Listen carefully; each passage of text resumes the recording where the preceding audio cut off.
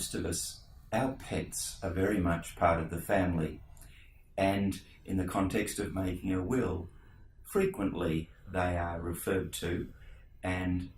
a desire to make appropriate arrangements for their care needs to be discussed. The late fashion icon Karl Lagerfeld, when his death was sadly announced quite recently, it was accompanied by some stories about the fortune that he's likely to have left for the care of his much-loved cat.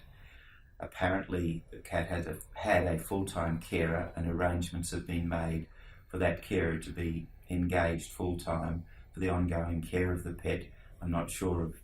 exactly what the arrangements are, but in some reports, the cat also has 2 security personnel to ensure that it's not kidnapped. In any event, that level of care and attention is probably, well, is clearly exceptional, but most of us want to make sure that if we aren't able to be there for our pet, that appropriate arrangements have been made. There are a number of ways that that can be attended to, but it's an important issue often to be addressed. Sometimes the animal, let's say it's a pup or a cat, is left to a family member and a legacy provided so that the pet will not be a burden, financial burden, to the family member concerned, because as we all know, they can be quite expensive when it comes to veterinary bills and the like. That's one way to look at it, and if that perhaps family member can't care for the cat or dog, then there'll be a backup, just like there would be under normal will provisions where there's default positions that if X is not alive, then it goes to Y and so on. And in the ultimate, then the gift could be in favour of, that's the gift of the pet, and perhaps the legacy as well, could be in favour of, say, the RSPCA or the Animal Welfare League. They're 2 organisations that I know we can totally rely on